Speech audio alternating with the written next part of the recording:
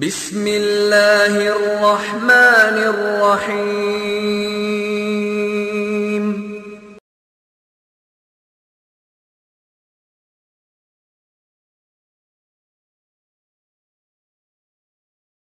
ان الحمد للہ نحمده ونستعینه ونستغفره ونعوذ باللہ من شرور انفسنا ومن سیئات اعمالنا من يهده الله فلا مضل له ومن يضلل فلا هادي له واشهد ان لا اله الا الله وحده لا شريك له واشهد ان محمدا عبده ورسوله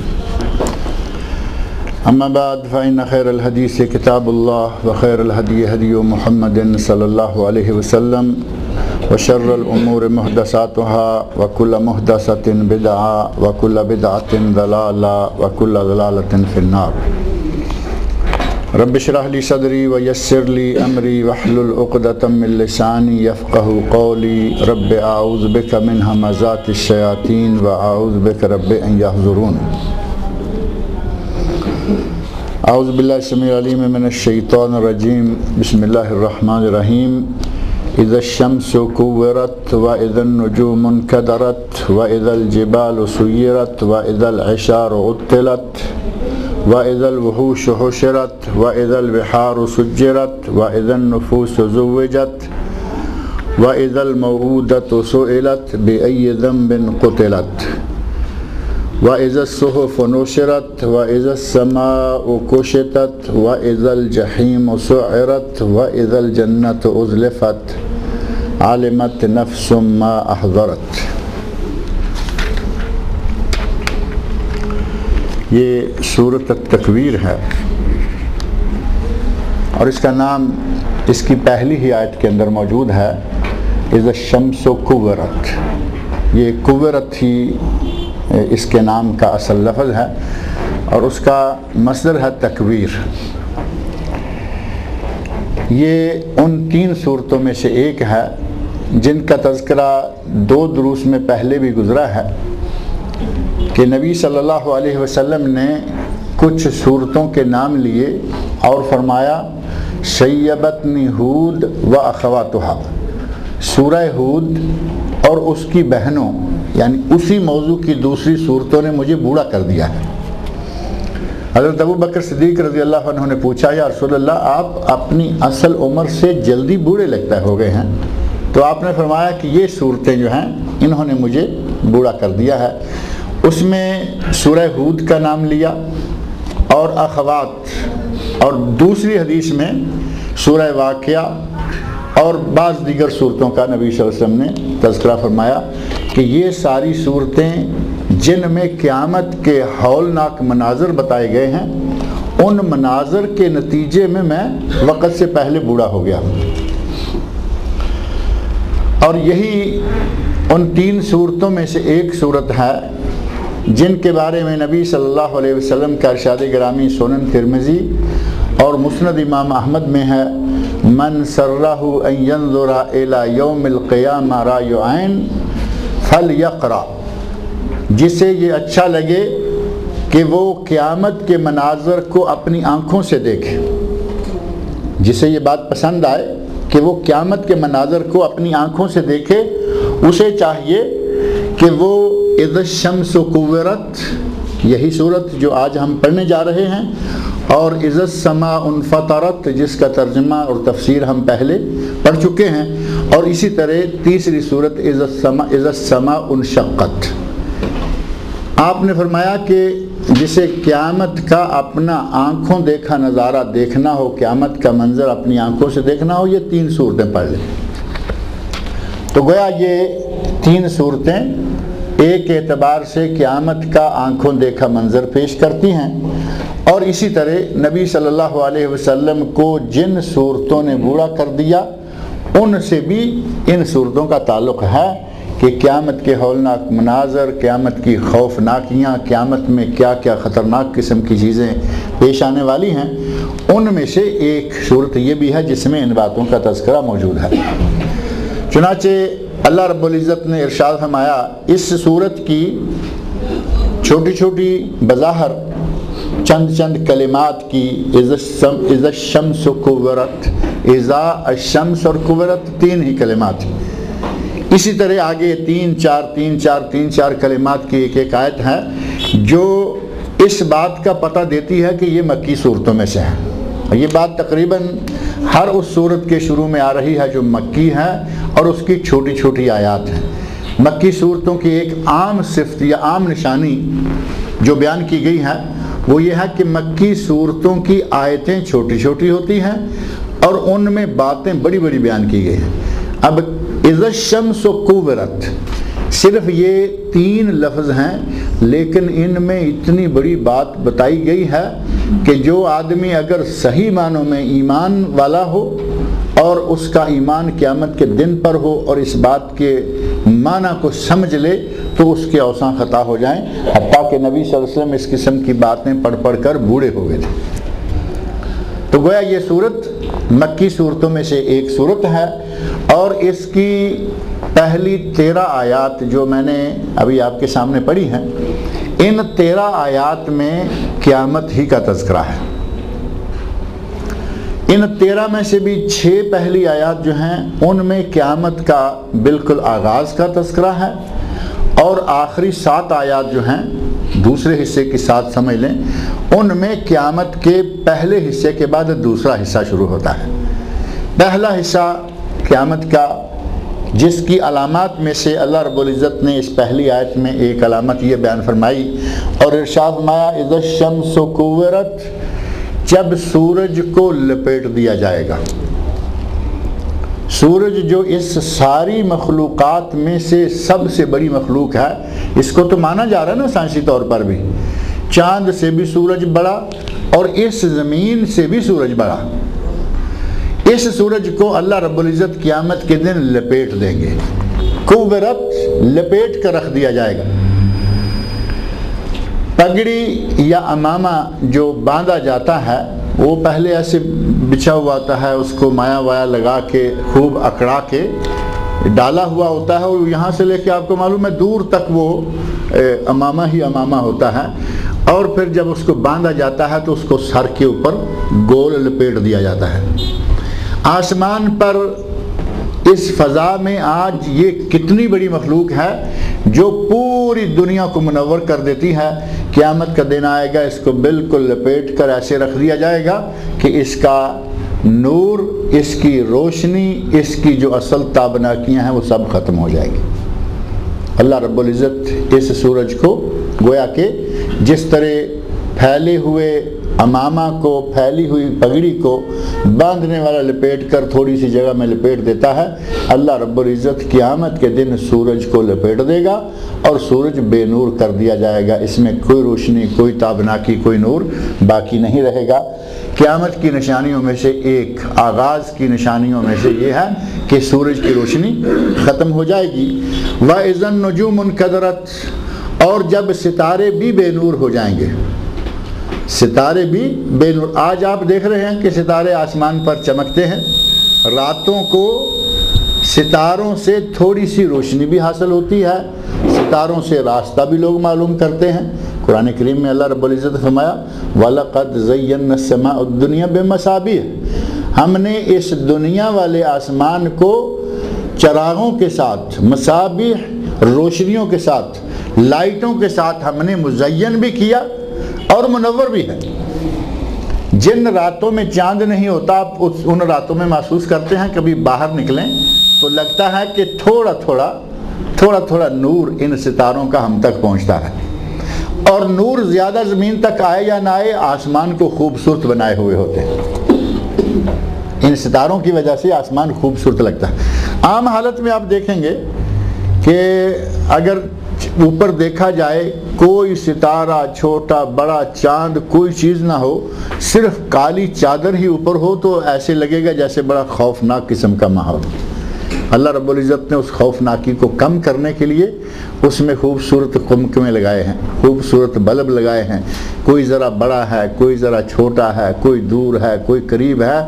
اللہ نے ان سے آسمان کو مزین کیا ہوا ہے.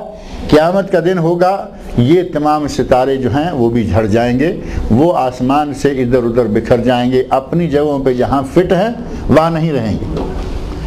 وَإِذَا النُّجُومُ انْكَدَرَتْ، جب ستارے بھی بے نور ہو جائیں گے۔ قدر یا قدرہ یہ تقدیر یا قدورت لفظ ہمارے یہاں معروف ہوتا ہے نا، قدورت کہتے ہیں دلوں میں قدورتیں نہ ہوں۔ تو قدورت کیا ہوتی ہے؟ دل میں میل آ جانا، کسی کے خلاف دل میں تھوڑا غصہ آ جائے، میل آ جائے تو کہتے ہیں کہ اس کے دل میں قدورت ہے، ہمارے خلاف اس کے دل میں کچھ نفرت ہے۔ وہی قدورت جو ہے یہاں جب ستارہ منقدر ہوگا، ستارے میں قدورت آئے گی، اس کا معنی یہ ہوا کہ ستارہ روشن کی بجائے میلا ہو گیا، میلا ہو گیا تو اس کی روشنی ختم ہوگی۔ اللہ نے فرمایا کہ اور وَإِذَا النُّجُومُ انْكَدَرَتْ، اور جب ستارے بے نور کر دیے جائیں گے، ستارے بھی بے نور ہو جائیں گے۔ وَإِذَا الْجِبَالُ سُيِّرَتْ، اور جب پہاڑوں کو چلا دیا جائے گا۔ پہاڑ آج ہم دیکھتے ہیں زمین کے اندر، زمین کے اوپر کتنی بلندی تک موجود ہیں، ہزاروں فٹ کی بلندی یہاں پہاڑ ہے، ہزاروں فٹ کی بلندی پر وہاں پہاڑ ہے۔ ہمارے پاک و ہند میں تو آپ کو معلوم ہے پہاڑوں کے لمبے چوڑے سلسلے ہیں، ہمالیہ ہے، دوسرے ہیں، اور یہاں بھی طائف کا علاقہ دیکھیں، جنوب میں چلے جائیں ابہا باہا کی طرف، پہاڑ ہی پہاڑ ہیں۔ اللہ رب العزت نے ان کو زمین پر گاڑ رکھا ہے۔ جس طرح زمین میں کھونٹا لگایا جاتا ہے کسی جانور کو باندھنے کے لیے، تو کھونٹا زمین کے اندر گڑ جاتا ہے کافی سارا اور مضبوط ہو جاتا ہے، اس کے اوپر کے سرے پر کنڈا لگا ہوا ہے جس کنڈے میں جانور کی رسی باندھ دیتے ہیں۔ اس زمین پر اللہ رب العزت نے پہاڑوں کو کھونٹوں کی طرح ٹھونک رکھا ہے، اور یہ بات اللہ رب العزت نے بہت پہلے قرآن کریم میں ہمیں بتا دی کہ ہم نے پہاڑوں کو زمین میں کھونٹے کی طرح گاڑ رکھا ہے، اور 1400 سال پہلے اللہ کی بتائی ہوئی باتوں کو آج سائنسدانوں نے قبول کرنا شروع کر دیا ہے۔ اب سائنسدانوں نے یہ بات مان لی کہ فلاں پہاڑ اتنے ہزار فٹ اوپر ہے اور اتنے ہزار فٹ نیچے ہے، اور فلاں پہاڑ اتنے میل زمین سے اوپر بلندی پر گیا ہوا ہے اور اتنے میل وہ زمین کے اندر اس کی جڑیں موجود ہیں۔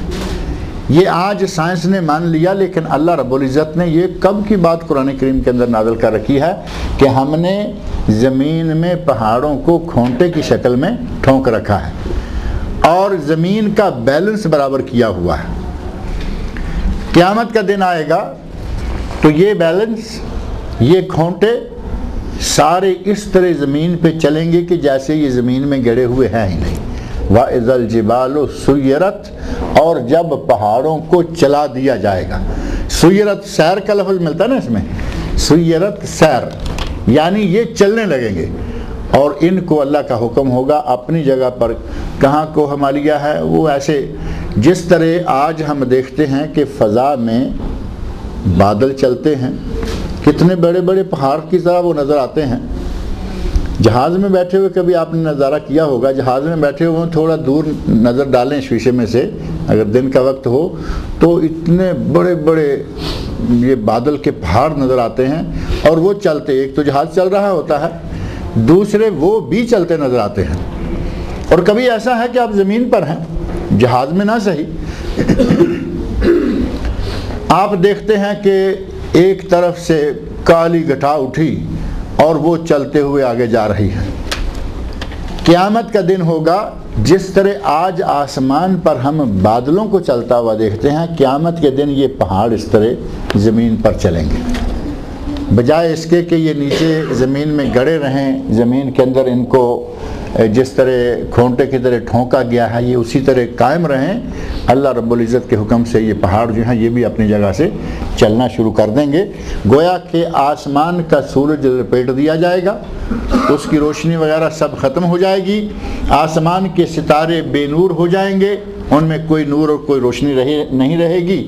اور تیسری بات یہ بتائی کہ پہاڑ جو ہیں وہ ایک جگہ رکے ہوئے جمے ہوئے ہونے کی بجائے وہ چلنا شروع کر دیں۔ اب اتنے پہاڑ جب چل رہے ہوں گے، بادل آسمان پر ہوتا ہے ان کے چلنے سے ہمیں دیکھنے سے مزہ آتا ہے۔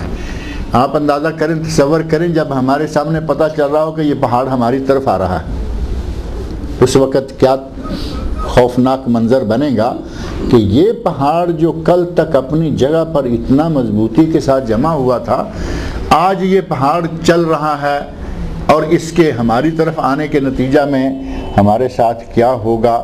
اس خوفناک منظر کو اگر تصور میں لایا جائے تو آدمی کے رونگٹے کھڑے ہو جاتے ہیں۔ اللہ نے فرمایا کہ قیامت کے دن پہاڑ چلا دیے جائیں گے، اپنی جگہوں سے ان کو متحرک کر دیا جائے گا۔ اور چوتھی نشانی بتائی وَإِذَا الْعِشَارُ عُطِّلَتْ، اور قیامت کے دن وہ دن جب کہ 10 ماہ کی حاملہ اونٹنیاں ان سب کو کھول دیا جائے گا، بیکار ہو جائیں گی۔ قیامت کی ہولناکیاں، قیامت کے دن آدمی اپنے آپ میں خطرات سے اتنا گھر جائے گا کہ اسے اپنی دنیا کی جو قیمتی سے قیمتی چیز ہے اس کو سنبھالنے کا کوئی ہوش نہیں رہے گا۔ نبی صلی اللہ علیہ وسلم نے ایک حدیث میں ارشاد فرمایا ہے کہ قیامت کا دن ہوگا، ایک آدمی اپنی اونٹنی کا دودھ دھونے لگے گا، دودھ دھونے کے قریب پہنچا ہوا ہے، قیامت کی ہولناکی شروع ہوگی، وہ اپنی اونٹنی کا دودھ نہیں نکال سکے گا کہ دودھ نکال کے پی لوں۔ اور جس جانور کو عربوں میں بہت ہی اہمیت حاصل ہے، اور آج بھی ہے، پہلے بھی تھی، آج جب سے یہ ہماری گاڑیاں، بسیں، ٹرک اور یہ وہ نقل و حمل کا سامان بہت نکل آیا ہے، اسی طرح سواریوں کا سامان، ہوائی جہاز ہیں، کاریں ہیں، بسیں ہیں، یہ ہے وہ ہے، تب سے اونٹوں کی قیمت کچھ کم ہو گئی ہماری نظر میں۔ لیکن اگر تھوڑا آپ صحرا میں چلے جائیں، ان بدوؤں کو آج بھی ہماری گاڑیوں سے زیادہ پیار اپنے اونٹوں سے ہی ہے۔ اور اونٹوں میں سے اونٹنی جب وہ بچے والی ہو، اس کے پیٹ میں بچہ ہو، اونٹنی پریگننٹ ہو، حاملہ ہو، اس اونٹنی کو عرب لوگ بہت ہی قیمتی دولت سمجھا کرتے تھے اور اس کا بہت خیال کرتے تھے۔ اور خاص طور پر 10واں مہینہ، جس مہینے میں اس کے یہاں بچہ تولد ہوتا ہے، بچہ پیدا ہوتا ہے، یعنی پیدائش، اونٹنی کے بچے کی پیدائش کے قریب، یا یوں سمجھیں کہ اونٹنی کے بچے کی ڈلیوری کے قریب جا کے اس کی نگرانی بطور خاص کی جاتی ہے کہ یہ کہیں دور نہ نکل جائے، کہیں ایسا نہ ہو کہ کہیں دور جا کے بچہ پیدا کر دے، ہمارے لیے لانا مشکل ہو جائے، یہ نہ ہو جائے کوئی قبضہ نہ کر لے۔ اس کا اس انداز سے خیال رکھا جاتا ہے عربوں کے یہاں۔ اور اللہ رب العزت نے فرمایا کہ قیامت کا دن ہوگا، اس دن اونٹنیاں 10 ماہ کی حاملہ اونٹنیاں بیکار چھوڑ دی جائیں گی، کوئی ان کو دیکھنے والا، کوئی ان کو روکنے والا، کوئی ان کو سنبھالنے والا نہیں رہے گا۔ اپنی اپنی ہر کسی کو پڑی ہوئی ہوگی اور کسی کو اونٹنیاں سنبھالنے کا کوئی ہوش نہیں ہوگا۔ تو اللہ نے فرمایا کہ وَإِذَا الْعِشَارُ عُطِّلَتْ، اور صرف یہ اونٹنی کی حد تک ہی نہیں، جب اس کو اونٹ کو صحرائی جہاز کہا جاتا، ہمارے پاک و ہند میں عموماً یہ اسکولوں کی کتابوں میں، بچوں کی کتابوں میں لکھا ہوتا ہے کہ اونٹ صحرائی جہاز ہے۔ واقعی اونٹ صحرائی جہاز ہے، وہاں کاریں بھی نہیں چلتی۔ آج کل تو خیر 4 ویل ڈرائیو کاریں آ گئی ہیں، آج کل وہ ریتوں میں بھی بھاگتی پھرتی ہیں، لیکن وہ بھی خال خال۔ اصل یہی ہے کہ وہ واقعی ریتوں کا ہوائی جہاز تھا۔ ریت میں گھوڑا نہیں بھاگ سکتا، ریت میں گدھا نہیں چل سکتا، ریت میں اور کوئی سواری کام نہیں دیتی، وہاں کام دیتا ہے اونٹ۔ اونٹ کی قیمت عربوں کے یہاں بے شمار، جس طرح آج ہمارے یہاں گاڑیاں نکل آئی ہیں، جیسے آج کل ایک کافی قیمتی گاڑی ہے بے شکل سی، ہمر نام کی، بظاہر اس کی شکل آپ دیکھتے ہیں کوئی ایسی نہیں ہے کہ بھائی بڑی خوبصورت لگتی ہو، ایسے جیسے کوئی فوجی ٹرک ہے، لیکن قیمتی بہت ہے۔ جس طرح آج یہ ہمر گاڑی مالکوں کے نزدیک بڑی قیمتی ہے، اور جن کی اپنی ہوتی ہے ان کو ظاہر خوبصورت بھی لگتی ہوگی، دوسرے کی جس کی نہیں ہے اس کو اچھی لگے یا نہ لگے، تو جس طرح آج کے دور میں ہمر گاڑی ہے، مرسڈیز ہے، کیڈلک ہے، فلاں ہے فلاں ہے، اسی طرح اس زمانے میں عربوں کے نزدیک اونٹ ہوا کرتے تھے۔ اور اونٹوں میں سے بھی جب اونٹنی ہو اور ان قریب بچے کو پیدا کرنے جنم دینے والی ہو، اس کی تو اور بھی قیمت ان کے نزدیک بڑھ جاتی تھی کہ یہ 2 in 1 ہے، یعنی آج یہ اکیلی ہے، کل یہ بچہ پیدا کرے گی، یہ 2 ہو جائیں گے، تو اس قیمتی دولت کو بھی قیامت کے دن کوئی دیکھنے والا نہیں ہوگا۔ ہر آدمی کو اپنی پڑی ہوئی ہے، اور اونٹنیاں جو ہیں وہ بھی عطلت، معطل کہتے ہیں نا، فلاں چیز معطل ہو گئی، یعنی بیکار ہو گئی، قابو سے نکل گئی، اس کا کوئی کام نہیں رہا۔ اور عطلہ چھٹیوں کو کہا جاتا ہے۔ عطلہ جو ہے، عطلہ صیفیہ، یہاں جو سمر ویکیشن ہوتی ہے عربی میں اس کو کہتے ہیں عطلہ صیفیہ یا عطلات صیفیہ، سمر ویکیشن، یعنی بچوں کو سکولوں سے چھوڑ دیا گیا۔ وہی معاملہ اونٹنیوں کے ساتھ ہوگا کہ اونٹنیوں کو مالکوں سے کوئی تعلق نہیں رہے گا، مالک ان کی دیکھ ریکھ، ان کو پکڑنا سنبھالنا، ان کا چارہ ڈالنا، پانی کا خیال رکھنا، سب باتوں کو چھوڑ دیں گے۔ ان کو صرف اب اپنی ہی پڑی ہوئی ہوگی کہ پتہ نہیں ہمارے ساتھ کیا ہوگا۔ وَإِذَا الْوُحُوشُ حُشِرَتْ، اور جب وحشی جانور سب اکٹھے کر دیے جائیں گے۔ ایک نشانی قیامت کی یہ بتائی گئی ہے کہ وحشی جانور سب اکٹھے کر دیے جائیں گے، اور یہ بات علماء تفسیر نے لکھی ہے کہ جانوروں میں اللہ نے ایک فطرت پیدا کی ہے کہ جب وہ کوئی بڑا خطرہ محسوس کرتے ہیں تو وہ سارے ایک جگہ اکٹھے ہو جاتے ہیں، بہت بڑے خطرے کی شکل میں۔ عموماً انسان بھی دیکھتے ہیں کہ فوراً ایک جگہ جمع ہونا شروع ہو جائیں گے، زلزلہ آیا، سب لوگ گھروں سے نکل رہے ہیں، کسی میدان میں اکٹھے ہونا شروع ہو گئے، تو یہ اندر سے باہر نکل رہے ہیں۔ جانور چونکہ باہر ہوتے ہیں، جیسے ہی کوئی بڑی خطرناک چیز محسوس کرتے ہیں تو وہ سارے ایک جگہ اکٹھے ہونا شروع ہو جاتے ہیں۔ قیامت کی ہولناکی کا جانوروں پر یہ اثر ہوگا جو بے زبان ہیں، جو کچھ سمجھتے نہیں، جن کو صرف کچھ محسوس ہو رہا ہوگا کہ آج کے دن اتنا خطرہ کس چیز کا آ رہا ہے کہ جانور سارے کے سارے کسی ایک جگہ پر اکٹھے ہونا شروع ہو جائیں گے۔ لہذا فرمایا وَإِذَا الْوُحُوشُ حُشِرَتْ، وحوش وحشی، وحشی یعنی درندے، جانور، جنگلی جانور، پالتو جانور جتنے بھی ہیں یہ سارے کے سارے ایک جگہ اکٹھے ہونا شروع ہو جائیں گے۔ وَإِذَا الْبِحَارُ سُجِّرَتْ، اور جب سمندر بھڑکائے جائیں گے، سمندروں میں آگ لگائی جائے گی۔ یہ بات پہلے بھی ایک صورت کے ضمن میں گزر گئی ہے کہ سمندر آج ہم دیکھ رہے ہیں پانی ہے، آپ بحر عرب ہے، بحر اوقیانوس ہے، بحر فلاں ہے، بحر فلاں ہے، بحر مردار ہے، ڈیڈ سی، جتنے بھی سمندر ہیں آپ دیکھتے ہیں کہ پانی سے لبالب بھرے ہوئے ہیں۔ یہ ہمارے پاس کونے میں، ہم تو الحمدللہ ہمارا شہر سمندر کے کنارے پر ہے، پانی لبالب بھرا ہوا ہے۔ قیامت کا دن ہوگا، ان سمندروں میں آگ لگ جائے گی۔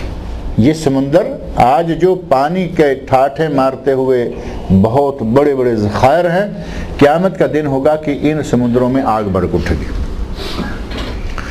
اور اس آگ کے بھڑک اٹھنے کے سلسلہ میں پہلی اور بنیادی چیز تو یہ ہے کہ یہ اللہ رب العزت کا انتظام ہے، جب چاہے پانی، جب چاہے اسے آگ بنا دے، جب چاہے جس کو جو چاہے کر دے۔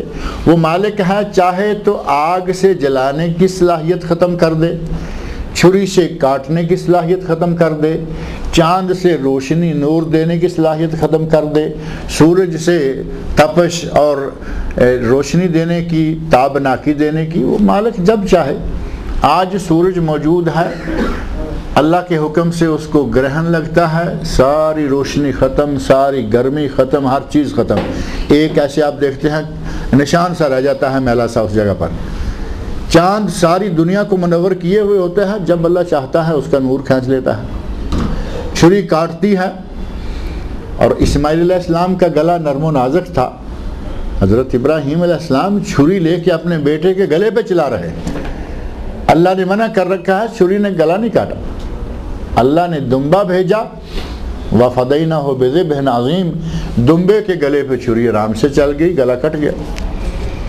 اب آپ صرف اتنا اندازہ کر سکتے ہیں کہ دمبے سے اسماعیل علیہ السلام کا گلا یقیناً نرم ہوگا۔ بچے ہیں، ننھے منھے ہیں، ابھی صرف چلنا سیکھے ہیں باپ کے ساتھ، کوئی جوان نہیں ہو گئے، یعنی لڑکے ہیں ابھی، ان کے گلے کو چھری نے نہیں کاٹا، کیونکہ اللہ نے چھری کو کاٹنے سے منع کر رکھا ہے۔ اور جیسے ہی اللہ نے ان کی جگہ پر ایک فدیہ کے طور پر دمبا بھیجا تو چھری نے جھٹ سے اس کی گردن کاٹ دی۔ آگ کو جلانے کا حکم ہے، جلاتی ہے۔ کہیں آگ کے آپ ہاتھ رکھ کے دیکھیں، ہاتھ کے اوپر آگ رکھ کے دیکھیں، آگ کے قریب آگ کر کے دیکھیں، ہمارے سامنے یہ ہماری مشاہدہ کی چیزیں ہیں، لیکن ابراہیم علیہ السلام پورے اٹھا کے آگ کے اندر ڈال دیے گئے۔ آگ نے نہیں جلایا، کیونکہ آگ کو اللہ نے حکم دے دیا، یا نار کونی بردن و سلامن علی ابراہیم، اے آگ ابراہیم علیہ السلام کے لیے ٹھنڈی اور سلامتی والی ہو جا۔ یہ اللہ کا کام ہے، کب تک کس چیز نے کیا کرنا ہے، اور جب چاہے وہ اس کی حیثیت بدل دے، اس میں سے وہ صلاحیت ختم کر دے۔ آج سمندر میں پانی ہے، قیامت کے دن اللہ نے فرمایا یہ آگ سے بھر جائیں گے، آگ سے بھڑک اٹھیں گے۔ اللہ قادر ہے، وہ کر سکتا ہے۔ کچھ چیزیں تو آج ہم اپنی آنکھوں سے دیکھ رہے ہیں، سورج کا نور ختم ہو جاتا ہے، چاند کا نور ختم ہو جاتا ہے، چھری کے کاٹنے کا ہم نے پڑھا کہ اس کو صلاحیت اللہ نے روک دیا، منع کر دیا، صلاحیت ختم ہو گئی۔ اور اسی طرح جتنی بھی چیزیں ہیں آگ نے جلانا ختم کر دیا، جلانا بند کر دیا۔ ابراہیم علیہ السلام جیسے نرم و نازک گوشت پوشت کے انسان آگ کے الاؤ میں ڈالے گئے اور صحیح سلامت نار کو اللہ نے گلزار بنا دیا۔ یہ کچھ باتیں تاریخ میں موجود ہیں، کچھ ہم اپنی آنکھوں سے دیکھتے رہتے ہیں۔ چاند اور سورج کا نظارہ جو ہے وہ ہم موقع بہ موقع کرتے رہتے ہیں۔ ابھی پچھلے تھوڑے دن پہلے گرہن لگا ہوا تھا، کبھی چاند کو لگا ہوتا ہے، کبھی سورج کو لگا ہوتا ہے۔ جس طرح اللہ ان مخلوقات کی صلاحیتوں کو جب چاہے کھینچ لیتا ہے، اس سمندر میں آج مایا ہے۔ مایا ایک تو میرا خیال ہے پیسے کو بھی، دولت کو بھی مایا کہتے ہیں نا، دولت کو بھی مایا کہا جاتا ہے، لیکن یہاں وہ مایا مراد نہیں، مایا سے مراد ہے بہنے والی۔ پانی ہے، جیسے پانی ہو گیا، یا تیل ہوتا ہے بہنے والا، گھی ہے بہنے والا۔ آج سمندر میں مایا ہے، آج سمندر میں پانی ہے، بہنے والی چیز ہے۔ قیامت کا دن ہوگا، اللہ رب العزت اسے پلٹ کر بہنے والی مایا کی بجائے بھڑکنے والی آگ بنا دے گا، اور وہ مالک ہے، وہ کر سکتا ہے۔ اور آپ کے ذہن میں ہوگا کہ پچھلے ایک درس میں میں نے ذکر کیا تھا، آپ کے سائنسدانوں کا کلیہ، سائنسدانوں کا بنایا ہوا کلیہ، وہ کہتے ہیں کہ یہ پانی اصل میں دو گیسوں کا مجموعہ ہے۔ ذہن میں آ رہی نا بات؟ غالباً مہینہ یا 1.5 مہینہ پہلے یہیں آپ کے درمیان میں نے یہ بات ذکر کی تھی۔ کہتے ہیں H2O، ہائیڈروجن اور آکسیجن ایک سے دوسری 2 گنا۔ H2O یہ پانی کا فارمولہ ہے، انگریزوں کے یہاں کہہ لیں، سائنسدانوں کے یہاں کہہ لیں کہ ان 2 گیسوں کو اس فارمولے H2O کے تحت ملایا جائے تو یہ دونوں گیسیں پانی بن جاتی ہیں۔ اللہ رب العزت نے ان 2 گیسوں کو ملا کر اتنا بڑا، وہ تو مالک ہے، اس نے کیسے کیا، لیکن اس بات کو آج ہماری سائنس نے بھی مان لیا کہ پانی جو ہے وہ 2 گیسوں کا مجموعہ ہوتا ہے، اور قیامت کا دن ہوگا، اللہ رب العزت انہی 2 گیسوں کو، جن میں سے ایک کا کام جلانا، ایک کا کام بھڑکانا، آکسیجن جو ہے وہ جلاتی ہے۔ اگر کسی جلتی ہوئی آگ کو چاروں طرف سے فوری طور پر ایئر ٹائٹ بند کر دیا جائے کہ اس کے اندر کہیں سے ہوا داخل نہ ہونے پائے، آٹومیٹک آگ بجھ جائے گی، کیونکہ اسے آکسیجن ملنا بند ہو گئی، وہ آگ ختم ہو گئی۔ یہ آکسیجن جلانے کے کام آ رہی ہے، اور ہائیڈروجن آگ کو بھڑکانے کے کام آتی ہے، یعنی مزید اس کو بھڑکا دیتی ہے۔ اس انداز سے اللہ رب العزت نے ان سمندروں کو، سمندر پھٹ جائیں گے، سمندر نیچے تک اللہ رب العزت جیسے وہ بنانے پر قادر ہے، ایسے ہی ان چیزوں کو توڑنے اور بکھیرنے پر بھی قادر ہے۔ ایسا ماحول پیدا ہو جائے گا کہ یہ پانی دوبارہ انہی دونوں گیسوں کی شکل میں آ جائے گا، اور ان دونوں گیسوں کو آگ لگ جائے گی، اور یہ سمندر جو آج ہمارے یہاں پانی کے ٹھاٹھے مارتے ہوئے ذخیرے ہیں، قیامت کا دن ہوگا یہ آگ کے بہت بڑے بڑے الاؤ بن جائیں گے۔ ایک یہودی سے کسی نے پوچھا کہ پتہ ہے جہنم کہاں ہے؟ اب یہ ایک تو ہمارے سائنسدانوں نے بات کہی، قرآن کریم میں اللہ نے فرمایا کہ سمندر میں آگ لگ جائے گی، سمندروں کو بھڑکا دیا جائے گا۔ یہودی سے پوچھا گیا، کسی صحابی نے پوچھا کہ جہنم معلوم ہے کہاں ہے؟ تو یہودی نے کہا ان سمندروں پر، یہ جو آج سمندر ہیں یہ جہنم ہے۔ تو صحابی نے کہا کہ یہ بات صحیح کہتا ہے، قرآن نے کہا ہے کہ سمندروں میں آگ لگ جائے گی، تو یہ بات اسی طرف اشارہ کرتے ہوئے بات صحیح کہہ رہا ہے کہ یہ سمندر ہی جہنم کا منظر پیش کرنا شروع کر دیں گے۔ اللہ رب العزت نے اسی بات کی طرف اشارہ کرتے ہوئے فرمایا وَإِذَا الْبِحَارُ سُجِّرَتْ، اور جب سمندر بھڑکا دیے جائیں گے، سمندر آگ کے ساتھ بھڑکنا شروع ہو جائیں گے۔ وَإِذَا النُّفُوسُ زُوِّجَتْ، اور جب جانیں جسموں سے ملا دی جائیں گی، جانیں جسموں سے ملا دی جائیں گی۔ جب آدمی مرتا ہے تو روح اور جسد، روح اور جسم الگ الگ ہو جاتے ہیں۔ روحیں، نیک لوگوں کی روحیں، یہ پہلے صورت گزر گئی ہے جس میں ہے کہ نیک لوگوں کی روحیں اعلیٰ علیین میں ہوں گی اور برے لوگوں کی روحیں سجین میں ہوں گی۔ جسم کہاں ہیں، روحیں کہاں ہیں، اور اللہ رب العزت جسم و روح کو دونوں کو ایک ایک کو الگ الگ کو جسے سزا دینا چاہے سزا دینے پر قادر ہے، اور جسے نعمتوں سے مالا مال کرنا چاہے نعمتوں سے مالا مال کرنے پر قادر ہے۔ ہمارے لوگ بعض فوری طور پر اگر جی روح کہیں گئی جسم کہاں پڑا ہے، یہ عذاب والا کھاتا کہاں۔ اللہ رب العزت کے لیے یہ باتیں مشکل نہیں ہیں۔ ہم اپنی طاقتوں کے حساب سے جب اندازہ کرتے ہیں تو اسی اندازے سے ہم یہ کہہ دیتے ہیں کہ یہ کیسے ہوگا۔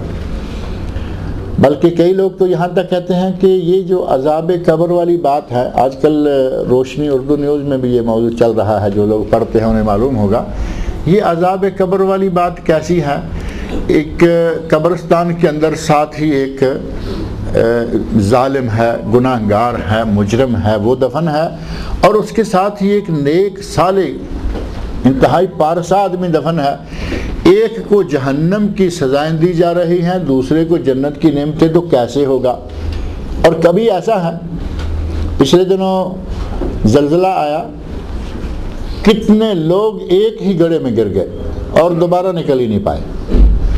کبھی کبھی بڑی جنگوں میں یا بڑے حادثات میں ایک ہی کی قبر کے اندر بڑا گڑھا کھودا، بہت سارے لوگوں کو کٹھے ڈال دیا، اس میں نیک بھی گئے بد بھی گئے۔ ہمارا بھائی سوچنا شروع ہوتا ہے کہ لو جی ایک جگہ نیک بھی ہے بد بھی ہے، سزا کیسے دیں گے، جنت کی نعمتیں کیسے دیں گے؟ ہم نے اپنا اندازہ کر لیا نا کہ ہمارے بس میں نہیں ہے کہ یہ فرق کر سکیں، جبکہ اللہ کی قدرتوں میں یہ بات موجود ہے کہ وہ ایک ہی جگہ پڑے ہوئے دو آدمیوں کو ان کی اپنی قسمت کے حساب سے، ان کے عمل کے حساب سے الگ الگ اچھا یا برا نتیجہ، اچھا یا برا رزلٹ جو ہے وہ دکھا دے۔ جیسے کہ مثال کے ساتھ اس کو آسانی سے اس طرح سمجھا جا سکتا ہے کہ دو آدمی اکٹھے سوئے ہوئے ہوں، مثال کے طور پر میاں بیوی ہیں، ایک بیڈ پر سوئے ہوئے ہیں اور دونوں سوئے ہوئے ہیں۔ ایک آدمی میاں ہے یا بیوی ہے، اسے اللہ نے اتنا اچھا خواب دکھایا کہ کوئی وہ طواف کر رہا ہے، سعی کر رہا ہے، کہیں اچھے باغات میں گھوم رہا ہے، یعنی اللہ کی نعمتوں سے وہ مالا مال ہے۔ اسی چارپائی پر ساتھ ہی بالکل دوسرا ہے، وہ بیوی ہے یا شوہر ہے، اور اس کے پیچھے کتا لگا ہوا ہے اور وہ بھاگم باغ مجھے یہ کاٹ کھائے گا، مجھے ابھی پکڑ لے۔ ایسا ہے یا نہیں؟ ایک کتے کے آگے بھاگ رہا ہے، دوسرا صفا مروہ کے درمیان بھاگ رہا ہے، اس مالک کی مرضی، دونوں ایک ہی جگہ ہیں۔ جب یہ چیز ہمارے سامنے پیش آنے والی ہے، اس کو جب اس حد تک ہم مان سکتے ہیں تو ہمیں یہ ماننا چاہیے کہ اللہ قادر ہے، جب چاہے، جس طرح چاہے، جہاں چاہے، کسی کو عذاب دینا چاہے اس کی قدرتوں میں ہے، کسی کو ثواب دینا چاہے اس کی قدرت سے باہر نہیں ہے۔ قیامت کا دن ہوگا وَإِذَا النُّفُوسُ زُوِّجَتْ، روحیں اور جانیں یہ اللہ رب العزت سب اکٹھی کرنا شروع کر دے گا۔ اور بعض علماء نے اس کا وَإِذَا النُّفُوسُ زُوِّجَتْ کا مفہوم یہ بیان کیا ہے کہ قیامت کا دن ہوگا تو جو نفس ایک ہی طرز کے ہیں، جن کی طبیعتیں ایک ہیں، جن کا کردار ایک ہے، جن کا عمل ایک جیسا ہے، وہ اکٹھے ہوتے چلے جائیں گے، نیک لوگوں کے ساتھ لگتے جائیں گے اور بدکاروں کے ساتھ لگتے جائیں گے۔ یعنی دونوں شکلیں ممکن ہیں، اور صحیح تر جو بیان کی جا رہی ہے وہ یہی ہے کہ قیامت کا دن ہوگا، روحوں اور جسموں کا دوبارہ میل ہو جائے گا، کیونکہ اب اللہ نے ان کو اپنی قبروں سے نکالنا ہے، اٹھانا ہے۔ تو فرمایا وَإِذَا النُّفُوسُ زُوِّجَتْ وَإِذَا الْمَوْءُودَةُ سُئِلَتْ، وَإِذَا الْمَوْءُودَةُ سُئِلَتْ، یہ پہلے وَإِذَا الْبِحَارُ سُجِّرَتْ تک جو پہلی نشانیاں ہیں قیامت کے منظر کے شروع کی 6 نشانیاں جیسا میں نے ذکر کیا، اور آگے 7ویں آیت سے وَإِذَا النُّفُوسُ زُوِّجَتْ سے اب کچھ بعد کی نشانیاں شروع ہو گئیں کہ روحوں اور جسموں کو اکٹھا کیا جائے گا۔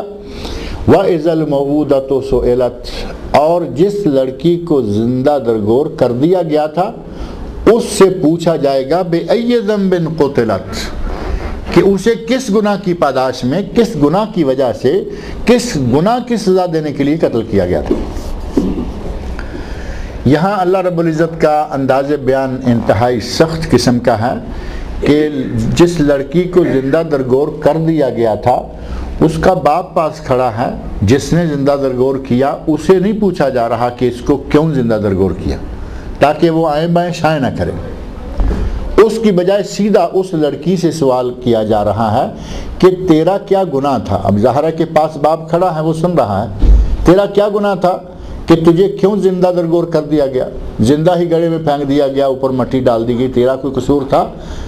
اللہ رب العزت نے اپنی بات کو مزید قوی اور وزنی کرنے کے لیے اس سے سوال کرنے کی بجائے فرمایا اس بچی سے۔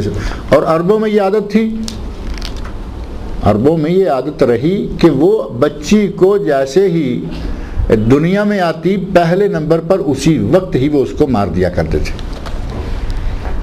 بلکہ عربوں کے اپنی بیٹیوں کو زندہ درگور کرنے کے 2 طریقے کتب تفسیر میں ملتے ہیں۔ ایک یہ کہ آج تو دنیا بہت آگے نکل گئی، آج تو پتہ چل جاتا ہے کہ ماں کے پیٹ میں بچی ہے یا بچہ ہے۔ آج کل جو سکیننگ کا سسٹم نکلا ہوا ہے، سکیننگ سسٹم کے تحت لاکھوں بچیوں کو دنیا میں آنے سے پہلے ختم کروایا جا رہا ہے، یعنی وہ عہد جاہلیت اب بڑی زوردار شکل میں دوبارہ آ گیا۔ اس وقت بچی کو پیدا تو ہونا ہی پڑتا تھا، کیونکہ ماں باپ کو پتہ نہیں کہ پیٹ میں بچی ہے یا بچہ ہے۔ 2 کاموں میں سے ایک کرتے، کچھ لوگ بیوی عورت جو بچے کو جنم دینے والی ہے، جس کی ڈلیوری قریب آ گئی ہے، اس کے قریب گڑھا کھود کر اس کے پاس اس کو رکھتے۔ ڈلیوری کے وقت عورت کو، اب ظاہر ہے کہ وہاں یہ آج کا یہ ماحول تو تھا نہیں، ٹینٹ لگے ہوں گے، نیچے ریت ہے، کچے پکے مکان ہوں گے، نیچے آسانی سے گڑھے کھودے جا سکتے ہیں، باپردہ جگہ کے اندر گڑھا کھود دیا جاتا اور اس کے قریب ہی چارپائی ہے، چادر ہے، جہاں بھی وہ خاتون پڑی ہیں جو اس پروسیس سے گزر رہی ہیں ڈلیوری کے، تو جیسے ہی پتہ چلتا کہ جو جنم لینے والا بچہ آیا ہے وہ لڑکی ہے، اس کو پکڑ کے اس میں ڈالتے اور گڑھا بند کر دیتے۔ ایک انداز یہ تھا کہ بالکل بچی کی ولادت کے ساتھ ہی اس کو گڑھے میں پھینکا اور جان چھوڑ دی۔ اور دوسری شکل یہ ہوا کرتی تھی کہ کبھی کبھی ایسا ہوتا کہ بچی پیدا ہو گئی، بچی کا ماموں، بچی کا نانا، بچی کا دادا، کوئی اور دوسرا آدمی داخل ہو گیا اور خالہ آ گئی، پھوپھی آ گئی، اس نے منع کر دیا کہ نہیں ہم اس کو نہیں ماریں گے، تو ایسا بھی ہوتا کہ چھوڑ دیتے، ٹھیک ہے ہم اس کو نہیں مارتے۔ لیکن جیسے ہی داؤ چلتا، بچی کو کہیں باہر صحرا وغیرہ میں لے جا کر پھر وہ کنویں میں، گڑھے میں کہیں نہ کہیں پھینک کر اس کو بند کر دیتے، یعنی بچی کو پیدا ہوتے ہی مار دیا جاتا یا کچھ تھوڑی سی بڑھتی تو مار دیا جاتا۔ اور ایسے واقعات صحابہ کرام رضی اللہ عنہم نے خود بتائے، خود آ کے بتاتے ہیں کہ ہم سے یہ ہوا۔ ایک صحابی نبی اکرم صلی اللہ علیہ وسلم کی خدمت میں حاضر ہو کر کہتے ہیں یا رسول اللہ، میں نے اپنی بچی کو اپنے ہاتھوں سے زندہ درگور کیا، بچی تھی بچ گئی، جیسے میں نے عرض کیا کہ کچھ بچ جاتی تھیں، ذرا بڑی ہو جاتی تھی، بچی بچ گئی اور بڑی فرما بردار بچی ہو رہی ہے، میں آواز دیتا ہوں بھاگی چلی آتی ہے، میری خدمت کے لیے. اب چھوٹا بچہ کیا خدمت کرے گا, لیکن جو اس سے ممکن ہوتا میری راحت اور خدمت کا مکمل خیال کرتی, اور میرے اندر وہ جو جاہلیت والا ایک وحشی تھا وہ پلتا جا رہا تھا. میرا داؤ چلا اور میں ایک دن اس کو گھر سے باہر لے گیا, دور لے جا کر گڑھے کے اندر پھینکا, اور بعض میں ہے کہ گڑھا میں نے خود بنایا. ایک روایت میں ہے کہ کنواں پرانا بنا ہوا تھا, اس کے اندر میں نے پھینک کر اس کے اوپر پتھر پھینک دیے, اور ایک میں ہے کہ میں نے گڑھا بنانا شروع کیا. اب ریت ویت نکلتی میرے کپڑوں پہ لگتی تو میرے کپڑوں کو میری بیٹی جھاڑ رہی ہے ساتھ ساتھ, اور ظاہر ہے کہ بچہ چھوٹا ہے, ابو آپ کے کپڑے خراب ہو رہے ہیں. وہ اپنی انہی ننھی منی کاروائیوں میں ہے کہ ابو آپ کے کپڑوں پہ رمل آ رہی ہے, ریت آ رہی ہے, وہ اپنی دھن میں ہے کہ میں نے گڑھا پورا کرنا ہے جس میں اس کو میں ڈال سکوں اور یہ سما سکے. بالآخر کہتے ہیں کہ گڑھے میں پھینکا اور اوپر مٹی ڈال دی.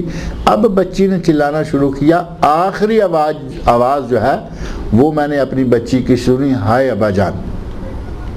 آخری آواز جو میرے کانوں میں آئی وہ یہ تھی, ہائے ابا جان. اور یہ 2 مرتبہ بچی نے کہا, اور اس کے بعد اس کی آواز مجھے آنا بند ہو گئی. یہ صاحب سناتے رہے, نبی اکرم صلی اللہ علیہ وسلم سنتے رہے اور روتے رہے.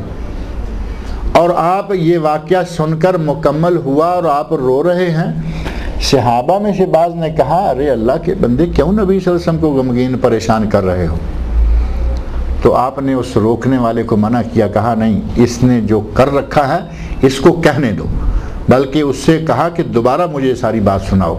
دوبارہ بات سنانا شروع کی. نبی صلی اللہ علیہ وسلم کی آنکھوں سے آنسو کی جھڑی لگی ہوئی ہے, اور حدیث میں ہے کہ آپ کی داڑھی مبارک آنسوؤں سے بھیگ گئی. اس حد تک سنگ دل اور اتنے ظالم قسم کے معاشرہ میں عورت کو زندہ ہی, بچی کو زندہ ہی گڑھے میں ڈال کر زندہ درگور کرنا, تو لفظ بڑا معروف ہے, میرا خیال اس کی تشریح کی ضرورت تو نہیں ہے نا. گور کا معنی ہوتا ہے قبر, فارسی کا لفظ ہے گور قبر, اور زندہ قبر میں ڈال دینا. ظاہر ہے کہ گڑھے میں ڈالا, اوپر سے بند کر دیا, بچہ چھوٹا ہے وہ نہ چھوٹ سکتا ہے نہ بھاگ سکتا ہے. تو یہ دونوں طریقے موجود تھے. ایک بچے کی ولادت کے ساتھ ہی گڑھے میں ڈالا اور گڑھا بند کر دیا, اور دوسرا اس طرح کا کہ کبھی کبھی بچی بڑی ہو جاتی اور اسے صحرا میں لے جا کر بند کر دیتے تھے. اور کچھ لوگ ایسے ہیں, ایک صحابی نبی اکرم صلی اللہ علیہ وسلم کے صحابی ہیں, اور فرزدق شاعر بڑا مشہور عربوں میں گزرا ہے عہد جاہلیت کے زمانہ میں. یہ فرزدق ان کے دادا لگتے ہیں. وہ کہتے ہیں کہ یا رسول اللہ, میں نے بہت ساری بچیوں کو زندہ درگور ہونے سے بچا لیا, بہت ساری بچیوں کو زندہ درگور ہونے سے بچا لیا. جیسے مجھے پتہ چلتا کہ یہ کچھ کرنے جا رہا ہے, میں اس کو کچھ نہ کچھ دے دلا کر بچی کو چھڑا لیتا. وہ کہتے ہیں کہ میں نے 360 بچیوں کو زندہ درگور ہونے سے بچایا, اور ہر بچی کو بچانے کے لیے مجھے 2 اونٹ دینے پڑے. یعنی 600 720, 360 بچیاں بچائیں تو 720 اونٹ بنتے. 720 اونٹ مختلف موقعوں پر دے دے کر میں نے 360 بچیوں کی جان بچائی. اس طرح کے لوگ بھی موجود تھے, اور اپنی ہی بیٹی کو اپنے ہاتھوں گڑھے کے اندر ڈال کر اوپر مٹی ڈالنے والے اس طرح کے لوگ بھی موجود تھے. یہ وقت عربوں میں جو جاہلیت کے دور میں یہ سلسلہ شروع ہوا, اس کی کچھ وجوہات بھی تھی. آج جو یہ لوگ کام کر رہے ہیں یہ بھی تقریباً وہی وجوہات بیان کرتے ہیں. کہیں گے کہ بچی ہو گئی تو اس کو پڑھائیں گے کیسے. ہمارے یہاں جو شادی بیاہ کے رواج ہیں, رواجوں میں آ کر جو ہم نے اخراجات بنا رکھے ہیں, ظاہر ہے کہ نہ ہمیں دین نے کہا کرو, ہمارے معاشرے نے خود ہی وہ سارے اخراجات بنا لے. بیٹی کی شادی کرنی ہے تو سعودی عرب کا ویزا چاہیے داماد کے لیے. یہ اللہ نے تو نہیں کہا نا کہیں, نہ رسول اللہ نے کہا, نہ ہمیں کہیں دین سے کہیں سے آیا. داماد کے لیے سعودی عرب کا ویزا چاہیے, داماد کے لیے 50 کھجوروں کا درخت یا 50 ناریل کا درخت یہ داماد کے لیے چاہیے. 1 کنال 1 بیگھا 1 ایکڑ زمین داماد کے لیے چاہیے. یہ ہمارے کیرلا میں اور ادھر ادھر علاقوں میں آپ بھی سنتے ہوں گے, باقاعدہ یہ طے شدہ رسمیں ہیں. ہمارے پاکستان میں, انڈیا میں, مختلف علاقوں میں بیٹیوں کے جہیز اور یہ وہ کے معاملات تو سب جگہ موجود ہیں, اور بہت زیادہ لوگوں کے لیے پریشانی کا باعث بنے ہوئے ہیں. غیر شرعی کام ہے, دین سے اس کا قطعاً کوئی تعلق نہیں, لیکن لوگوں کو پریشان کیے ہوئے ہیں. ان پریشانیوں کو دیکھتے ہوئے آدمی گھبرا جاتا ہے کہ بیٹی ہوئی ہے تو میں اتنے ناریل کے درخت, اتنے کھجوروں کے درخت, اتنی زمین, یہ ویزے, یہ وہ. ایک بیٹی ہو گئی, ایک کا ویزا سعودی عرب کا لے لیں گے, دوسری ہو گئی پھر لینا پڑے گا, ہے نا. ایک آدمی سوچ کے پریشان ہوتا ہے. نتیجہ یہ نکلا کہ آج کے مسلمان تک نے, ہندو, کافر, سکھ, عیسائی کریں کوئی بات نہیں, وہ جانے ان کا کام جانے, مسلمانوں نے اپنی بیویوں کی سکیننگ کے بعد جب یہ شور کر لیتے ہیں کہ بچی ہے پیٹ میں, اس کو ابارشن کروا رہے ہیں. 1 سال میں لاکھوں بچیوں کو ضائع کیا جا رہا. یہ اخباروں میں باقاعدہ رپورٹ آ رہی ہے, آپ بھی پڑھتے ہوں گے. 1 سال میں لاکھوں بچیوں کے حمل جو ہیں وہ ضائع کیے جا رہے ہیں. یہ ہے نئی جاہلیت, یعنی آج کی جاہلیت کہ بچی کو دنیا میں آنے سے پہلے ہی اس کا کام تمام کر دیتے ہیں. وہ تو پیدا ہونے کے بعد کرتے تھے, اور کبھی کبھی 4-6 سال بچی جی بھی لیتی تھی, یہ اس کی نوبت ہی نہیں آنے دیتے. انہوں نے مشینیں ایجاد کر لی ہیں, بیٹی ہے بیٹا ہے, کلیئر کیا اور فارغ. وہاں بھی ایک یہ تھا کہ بچی کو پالیں گے, اخراجات ہوں گے اور اس کو سنبھالنا پڑے گا. ماحول ایسا تھا کہ جنگیں, جدال, بد امنی عام تھی, اس کی ہمیں حفاظت کرنی پڑے گی.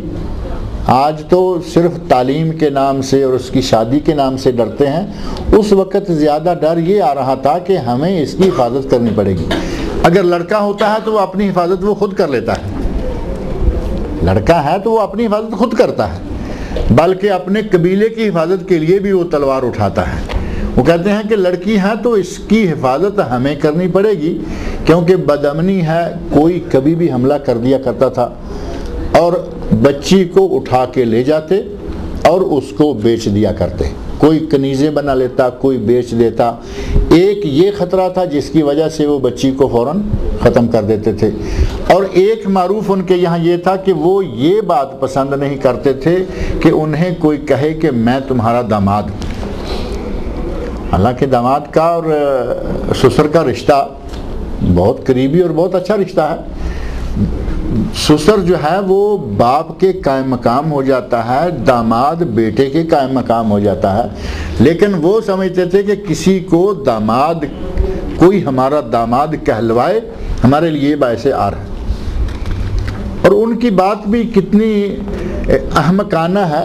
آخر کبھی ان کے ماں باپ کی شادیاں ہوئیں, ماں بھی تو ظاہر ہے کہ عورت ہی تھی نا, وہ اگر نہ ہوتی تو آج یہ کیسے پیدا ہوتا. تو ایک رواج بنا ہوا تھا کہ یہ نہیں ہونا چاہیے کہ ہمارے یہاں بچی پیدا ہو, قتل کر دیتے. اس میں اخراجات کا تھا, اس میں جنگوں کا تھا, جنگیں بہت ہوتی. لڑکا تو جنگ میں شرکت کر لیتا ہے, تلوار چلا لیتا ہے, تیر چلا لیتا ہے, گھوڑ سواری کر لیتا ہے. بچی وہ کچھ نہیں کر پائے گی, لہٰذا اس کو مار دو. یہ مختلف شکلیں جو تھیں, ان کے نتیجہ میں اس وقت بچیوں کو زندہ درگور کیا جاتا تھا. مصنف عبدالرزاق میں زندہ درگور کرنے کے سلسلہ میں ہی ایک حدیث ہے. سنن دارمی میں وہ واقعہ ہے جو میں نے ذکر کیا کہ صحابی نے واقعہ بیان کیا کہ میں نے اپنی بیٹی کو زندہ درگور کیا, خود رویا, نبی صلی اللہ علیہ وسلم کو رلایا, صحابہ کو رلایا. اور مصنف عبدالرزاق میں ہے, ایک صاحب پوچھتے ہیں کہ زندہ درگور کرنے والے نے جو زندہ درگور کر دی بچی, اس کا کفارہ کیا ہے؟ یعنی کسی سے یہ گناہ ہو چکا ہے, جہالت کے زمانے میں ہو چکا ہے, آدمی بعد میں مسلمان ہو گیا ہے. پہلی بات تو یہ ہے کہ اللہ تعالیٰ اس کو معاف کر دیتا ہے. ایک بڑی مشہور و معروف حدیث ہے, حج کے دنوں میں آپ سنتے رہے, کہ حضرت عمر بن عاص رضی اللہ عنہ بیمار ہو گئے. بیمار ہوئے, دیوار کی طرف منہ کیا اور زور زور سے رونا شروع کر دیا. زاروں قطار رونے لگے, پھوٹ پھوٹ کر جسے کہتے ہیں. جو لوگ عیادت کرنے کے لیے آئے ہوئے ہیں وہ کہتے ہیں کہ بھائی کیا بات ہے عمر، آپ اتنا کیوں رو رہے ہیں؟ کیا موت کا ڈر آ گیا یا کیا ہو گیا؟ تو کہتے ہیں کہ میں جس وقت مسلمان ہونے کے لیے نبی صلی اللہ علیہ وسلم کی خدمت میں حاضر ہوا تو میں نے عرض کیا کہ یا رسول اللہ میں بیعت کرنا چاہتا ہوں، میں آپ کے ہاتھ پر بیعت کرنا چاہتا ہوں، مسلمان ہونا چاہتا ہوں۔ تو آپ نے اپنا دست مبارک آگے بڑھایا اور مجھے بیعت کرنے کی اجازت دی۔ جب آپ نے اپنا دست مبارک آگے بڑھایا تو میں نے اپنا ہاتھ پیچھے کھینچ لیا، اپنا بڑھایا ہوا ہاتھ پیچھے کھینچ لیا۔ آپ نے پوچھا کہ کیا بات ہے؟ میں نے کہا یا رسول اللہ میں نے بہت گناہ کیے ہیں عہد جاہلیت میں، آج سے پہلے بہت گناہ گار رہا ہوں، میری شرط یہ ہے کہ میں بیعت تب کرتا ہوں، اسلام میں تب داخل ہوتا ہوں کہ میرے پہلے سارے گناہ معاف ہو جائیں۔ شرط بھی رکھی تو اچھی رکھی نا، یہ نہیں کہا کہ آپ کی جماعت بہت بڑی ہو چکی ہے، آپ کے پاس دولت بہت ہے، میں مسلمان تب ہوتا ہوں کہ مجھے یہ لے کے دیں۔ آج کے ماحول کے ہوتے تو کہتے ہیں کہ مجھے گاڑی لے کے دیں، مجھے نوکری لگوائیں، یہ ایسی کوئی شرط نہیں۔ کہا کہ شرط یہ رکھنا چاہتا ہوں کہ میں اسلام میں داخل ہو جاؤں تو میرے پہلے سارے گناہ ختم ہو جائیں، یعنی اپنے پہلے گناہوں کا ڈر آ رہا ہے۔ نبی اکرم صلی اللہ علیہ وسلم نے ارشاد فرمایا کہ عمر تجھے معلوم نہیں، ان الاسلام یہدم ما کان قبلہ، اسلام لانا پہلے کے تمام گناہوں کو مٹا کر ختم کر دیتا ہے۔ آدمی کافر سے مسلمان ہو جائے، غیر مسلم سے اسلام قبول کر لے، اس کے پہلے سارے گناہ ختم ہو گئے۔ والہجرت تہدم ما کان قبلہ، ہجرت جو اپنے سے پہلے گناہ ہیں ان کو ختم۔ ایک آدمی دار کفر کو چھوڑ کر دارالاسلام کی طرف چلا جاتا ہے، اس وقت مکہ کو چھوڑ کر لوگ مدینہ منورہ گئے، وہ ہجرت اتنا بڑا عمل ہے کہ جو آدمی ایک ملک کو اس وجہ سے چھوڑتا ہے کہ یہاں مجھے میرے دین پر عمل کرنے کی آسانی نہیں ہے، میں اس کو چھوڑ دیتا ہوں، یہ کافروں کا ملک ہے، میں مسلمانوں کے ملک میں چلا جاتا ہوں، اللہ رب العزت اس کے اس عمل کو اتنا پسند فرماتے ہیں کہ اس کے پہلے تمام گناہوں کو ختم کر دیتے ہیں۔ اور تیسری چیز آپ نے فرمائی والحج یہدم ما کان قبلہ، حج بھی پہلے تمام گناہوں کو ختم کر دیتا ہے۔ حج کرنے والے کے بارے میں تو نبی سے فرمایا کہ وہ اس طرح گناہوں سے پاک ہو کر لوٹتا ہے کہ یوم ولدتہ امہ، گویا کہ آج اس کی ماں نے اسے جنم دیا ہے۔ تو اس طرح آدمی گناہوں سے پاک ہو جاتا ہے۔ یہ صحابی پوچھتے ہیں کہ میں نے جو گناہ کیا یا جس نے گناہ کیا ہے بچی کو زندہ درگور کرنے کا، تو اس کا کفارہ کیا ہوگا؟ آپ کو کفارہ بتایا گیا کہ وہ ایک غلام یا ایک کنیز آزاد کرے، یعنی اس نے ایک بچی کو زندہ درگور کیا ہے، ایک غلام یا ایک کنیز کو وہ آزاد کر دے تو اس کا کفارہ ہو جائے گا، توبہ طائب ہو جائے اور یہ بھی کر دے تو اللہ تعالیٰ اس کا اس گناہ جو ہے وہ گناہ معاف کر دے گا۔ کہا گیا کہ اگر کسی کے پاس نہیں ہے، غلام نہیں ہے، کنیز نہیں ہے، اپنے پاس نہیں ہے اور خریدنے کی طاقت نہیں ہے، غلام اور کنیز بہت مہنگا ہے، اور جس آدمی نے سوال کیا وہ کہتا ہے کہ یا رسول اللہ غلام کنیز تو میرے پاس ہے نہیں، میرے پاس تو اونٹ ہیں، میں تو اونٹوں والا ہوں، تو آپ نے فرمایا کہ ایک بچی کے عوض ایک اونٹ، ایک بچی کے عوض ایک اونٹ جو ہے وہ اللہ کی راہ میں صدقہ کر دو تو تمہارے اس گناہ کو اللہ تعالیٰ معاف کر دے گا۔ غرض یہ کہ لوگ عرب جاہلیت کے زمانہ میں عرب لوگ بچیوں کو زندہ درگور کر دیا کرتے تھے، زندہ ہی زمین میں گاڑ دیا کرتے تھے، اور مکہ مکرمہ میں آج تک بھی آپ گزرتے ہوں گے، بیت اللہ شریف کے پاس سے آپ جس وقت جس طرف دار التوحید ہے، توحید انٹرنیشنل ہوٹل جو ہے بہت بڑا دار التوحید ادھر ہے، آپ یوں سمجھیں کہ باب ملک فہد، کنگ فہد گیٹ بڑا جو نیا بنا ہے، اس سے باہر نکل کر تھوڑا دائیں طرف پلٹیں آپ تو سامنے آپ کے توحید آ جائے گی۔ وہ گھڑی والی بلڈنگ جو ہے جس کو شرکت مکہ کہتے ہیں اس کے ساتھ جوڑ کے یہ ہے اس دار التوحید کے دائیں طرف سے اگر باہر کو آپ نکلتے ہیں تھوڑا اونچائی کی طرف سڑک جاتی ہے، وہ ہے شار ابراہیم خلیل، حضرت ابراہیم خلیل علیہ السلام کے نام پر یہ روڈ ہے۔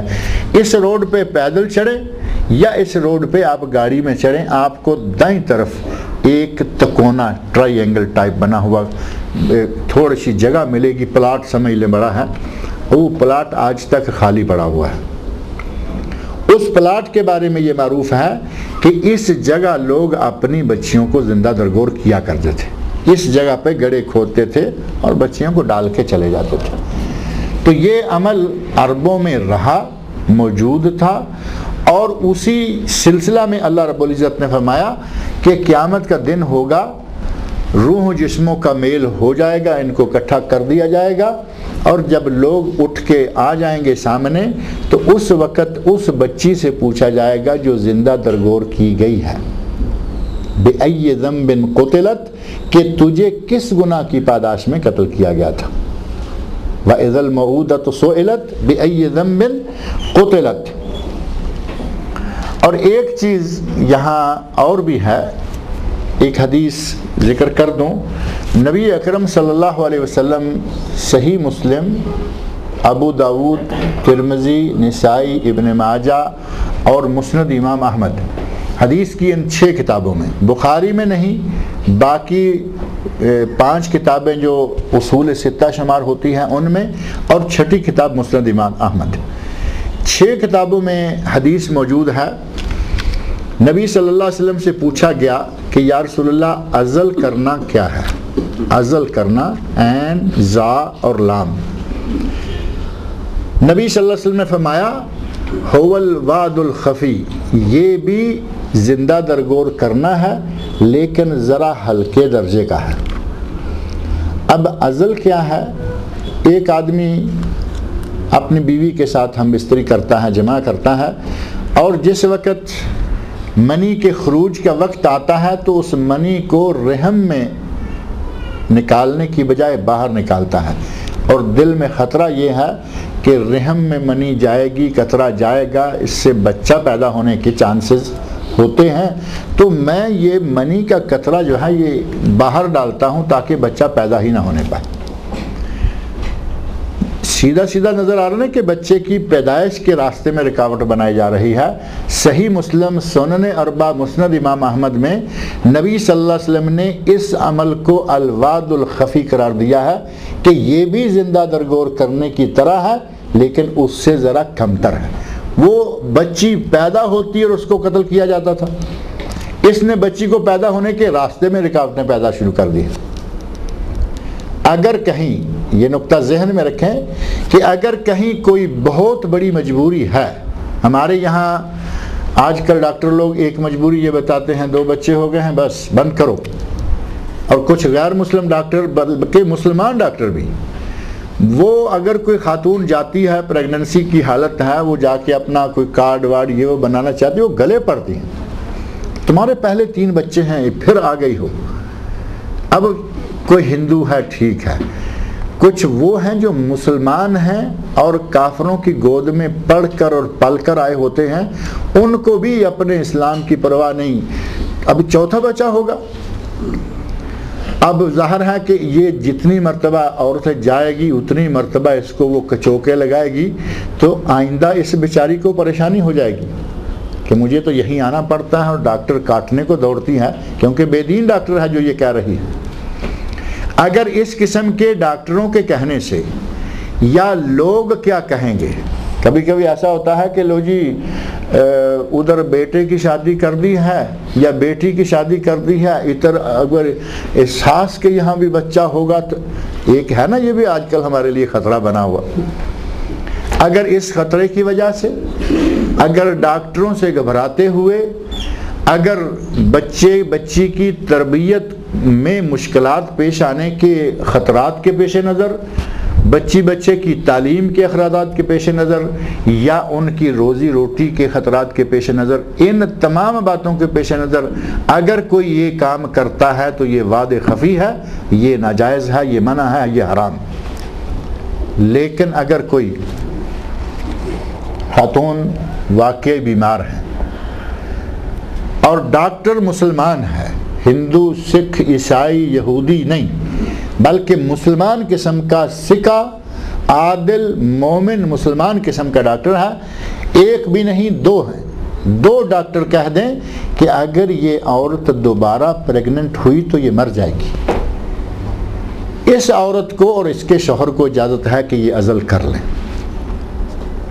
ان کو اجازت ہے کہ یہ کام کر لیں کہ عورت حاملہ نہ ہونے پائے، کیونکہ اس کی موت کا خطرہ ہے۔ اور آج کل تو وہ نوبت ہوتی نہیں، بس فیشن کی وجہ سے بھی عزل کر رہے ہیں، کچھ ٹیبلٹ کے ذریعے کر رہے ہیں، کچھ وہ کنڈوم سسٹم ایک نکلا ہے وہ کر رہے ہیں، کچھ کیا کیا کنڈم اپنے آپ کو کرتے پھرتے ہیں۔ یہ ساری کی ساری عہد جاہلیت کی یادگاریں ہیں جو ہمارے یہاں آ رہی ہیں، کہیں بڑی منظم شکل میں اور کہیں میڈیکل کے نام سے، کہیں فیشن کے نام سے۔ فیشن کے نام سے بھی لوگ یہ کام کر رہے ہیں یا نہیں؟ 5 سال 6 سال میں ایک بچہ ہونا چاہیے، عورت کا جسم اچھا رہتا ہے، یہ اچھا رہتا ہے، وہ اچھا، فگر خراب نہیں ہوتے۔ اب فگر خراب کرنے کے لیے اتنا بڑا جرم آدمی کر لے جسے نبی صلی اللہ علیہ وسلم فرما رہے ہیں الواد الخفی هو الواد الخفی، یہ چھوٹا زندہ درگور کرنا ہے۔ اب اس گناہ سے ہمارے لوگ بالکل بچنے کی پرواہ نہیں کرتے، نہیں جی وہ بار بار ہر سال 2 سال میں ایک بچہ ہوتا رہے گا، فگر خراب ہو جائیں گے، اور اگر کوئی ہو ہی جائے تو فگروں کو بچانے کے لیے اسے ڈبے کے دودھ پہ لگا دیا جاتا۔ اب کیا کیا ہمارے یہاں ہو رہا ہے، آج کے دور میں وہ عہد جاہلیت کا دور لوٹا ہوا ہے، لیکن ہر چیز چونکہ ماڈرن ہے اس لیے یہ زندہ درگور کرنا بھی ماڈرن شکل میں سامنے آ رہا ہے۔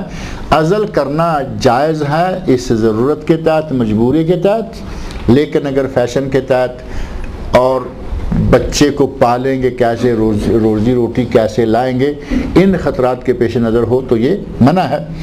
صحابہ کرام رضی اللہ عنہم میں سے بعض کہتے ہیں کننا نعزل والقرآن ینزل، ہم عزل کرتے تھے اور قرآن بھی ان دنوں میں نازل ہو رہا تھا، یعنی قرآن میں باقاعدہ اس کا حکم نہیں آیا کہ یہ منع ہے۔ نبی صلی اللہ علیہ وسلم سے پوچھا گیا باقاعدہ تو آپ نے فرمایا جس نفس کو آنا ہے وہ آ کر رہے گا، تم چاہے جتنا بھی کرتے رہو۔ اللہ رب العزت جب چاہے گا، دوران جماع ایک قطرہ پانی کا ہے جس سے بچہ پیدا ہوتا ہے، ایک قطرے سے بھی نہیں۔ آپ سائنس کی باریکیاں جو آج یہ مان رہے ہیں لوگ، پڑھ کے دیکھیں، ایک قطرہ میں لاکھوں سپرمز ہوتے ہیں اور ایک سپرم سے بچہ پیدا ہوتا ہے۔ ایک قطرے میں لاکھوں ہزاروں وہ جراثیم ہیں بچے کے پیدا کرنے والے۔ اللہ رب العزت جب چاہے ماں کے رحم میں وہ پہنچا دے، لیکن آج چونکہ میڈیکل ایڈوانس ہو گئی، پیٹ میں چلا بھی گیا تو اس کو نکالنے کے لیے وہ بیٹھے ہوئے ہیں، مشینیں لگا کے تیار ہیں، چھریاں کانٹے لے کے بیٹھے ہیں، بچی ہے تو اس کو نکالو۔ عہد جاہلیت میں بھی یہ تھا، اور اللہ رب العزت نے بڑی سختی کے ساتھ یہ زندہ درگور کرنے کو منع کیا، اور نبی صلی اللہ علیہ وسلم نے ہماری ان کرتوتوں کو زندہ درگور کرنے سے تشبیہ دے دی، لیکن الواد الخفی کہا کہ یہ سیم وہ نہیں بلکہ اس سے ذرا کم درجے کا گناہ ہے۔ وَإِذَا الْمَوْءُودَةُ سُئِلَتْ بِأَيِّ ذَنبٍ قُتِلَتْ وَإِذَا الصُّحُفُ نُشِرَتْ، اور جب صحیفے پھیلا دیے جائیں گے، جو کچھ آدمی کرتا رہا ہے اس کا نامہ اعمال صحیفہ ہوگا، وہ کھول کے اس کے سامنے رکھا جائے گا، یہ لو بھائی یہ ہے جو تم کرتے رہے ہو، اور بندہ اس دن کہے گا کہ یہ کیا کتاب ہے، لا یغادر صغیرۃ ولا کبیرہ، یہ کسی بڑے گناہ کو چھوڑ رہی ہے نہ چھوٹے کو۔ میں نے زندگی میں جو گناہ جو چھوٹا تھا کیا، جو بڑا تھا کیا، اس میں تو ہر چیز موجود ہے۔ وہ صحیفے کھول کر لوگوں کے سامنے رکھ دیے جائیں گے۔ وَإِذَا السَّمَاءُ كُشِطَتْ، اور جب آسمان کی کھال اتار دی جائے گی، یعنی آسمان کو ختم کر دیا جائے گا۔ وَإِذَا الْجَحِيمُ سُعِرَتْ، اور جب جہنم کو بھڑکایا جائے گا، جہنم کی آگ جو ہے اس کو خوب گرم کر دیا جائے گا۔ وَإِذَا الْجَنَّةُ أُزْلِفَتْ، اور جنت کو قریب کر دیا جائے گا۔ عَلِمَتْ نَفْسٌ مَا أَحْضَرَتْ، آج ہر کسی کو یہ پتہ چل جائے گا کہ میں نے اپنی زندگی میں کیا کیا تھا۔ نیکی کی موجود ہے، برائی کی موجود ہے، اور یہ جنت کو بڑھایا گیا اور جنت کو قریب کر دیا گیا۔ علماء تفسیر نے یہ بات ذکر کی ہے، ظاہر ہے کہ نبی اکرم صلی اللہ علیہ وسلم کی بتائی ہوئی بات ہی ہو سکتی ہے، کیونکہ جنت کو جہنم کو کیسے کیا جائے گا یہ کوئی ہماری قیاسی باتیں تو ہو نہیں سکتی۔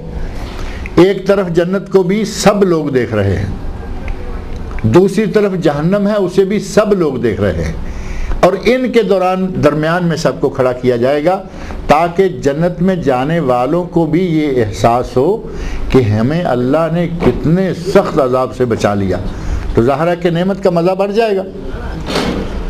اور جو لوگ جہنم میں جا رہے ہیں وہ بھی دیکھ لیں کہ کتنی بڑی نعمتوں سے ہم محروم کر دیے گئے، ان کو تکلیف کا احساس اور بڑھ جائے گا۔